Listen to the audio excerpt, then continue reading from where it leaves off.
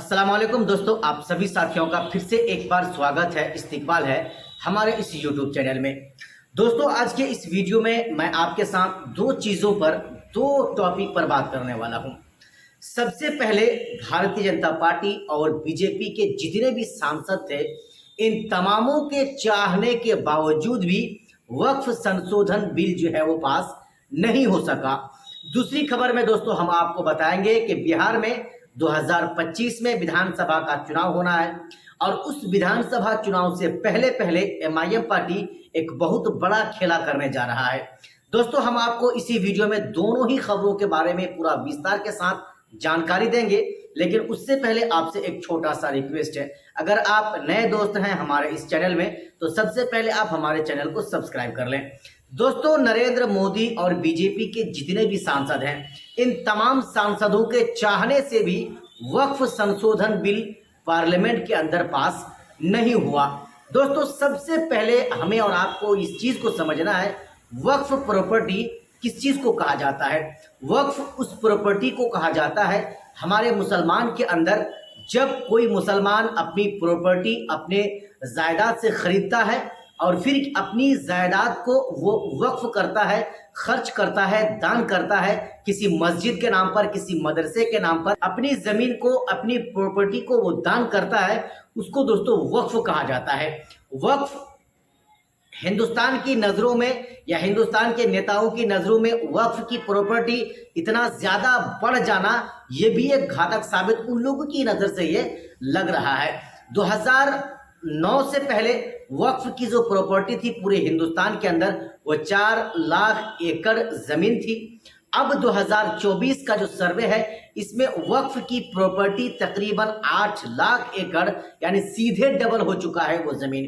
कहीं ना कहीं भारतीय जनता पार्टी और हिंदुस्तान की सरकार द्वारा मुसलमानों की वक्फ की ज़मीन को छीनने का प्रयास किया जा रहा है। मुसलमानों की वक्फ की जो ज़मीन है उनको हड़पने की कोशिश की जा रही है और बदनाम सिर्फ मुसलमानों को किया जा रहा है, बदनाम ओवैसी को किया जा रहा है।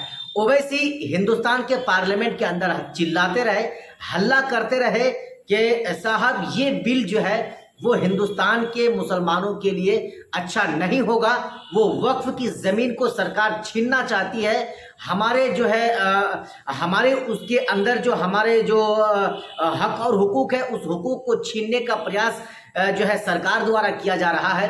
इस चीज़ को लेकर ओवैसी साहब हल्ला करते रहे, चिल्लाते रहे, लेकिन सुनने वाला कोई नहीं था।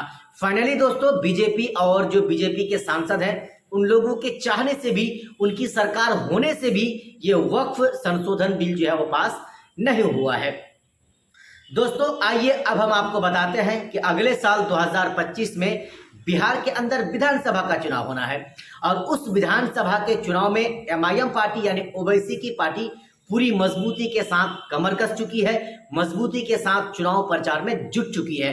उनके जो कार्यकर्ता हैं वो एक दूसरे को समझा रहे हैं, एक दूसरे तक ओवैसी की बातों को पहुंचा रहे हैं, सदस्यता अभियान का काम चलाया जा रहा है, लोगों को एमआईएम पार्टी में जोड़ा जा रहा है, सदस्यता उनको दिलाया जा रहा है और ओवैसी के हाथों को ठीक 2025 से पहले मजबूत किया जा रहा है। बिहार एक ऐसा राज्य है जिसको आप जानते हैं 2020 विधानसभा चुनाव में एमआईएम पार्टी को सीमांचल से 5 विधायक जिताने का काम किया था।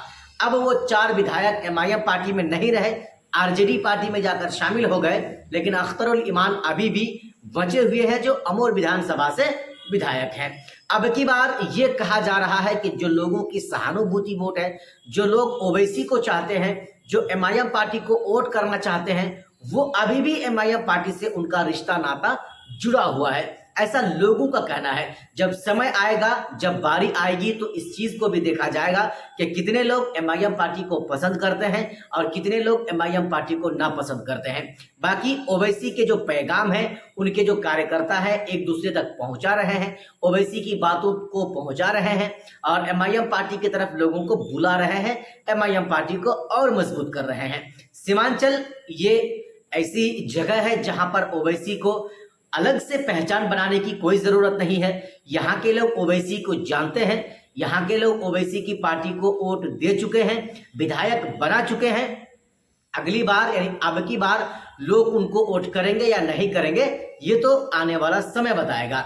लेकिन दोस्तों, जिस तरह से ओवैसी की पार्टी मजबूती के साथ बिहार के अंदर पैर फैला रही है, आने वाला विधानसभा के चुनाव में बहुत कुछ होने वाला है। और जो महागठबंधन है, जो महागठबंधन की सरकार बनने जाने वाली है, उनके लिए एक रास्ते का रोड़ा बनने वाला है ये MIM पार्टी।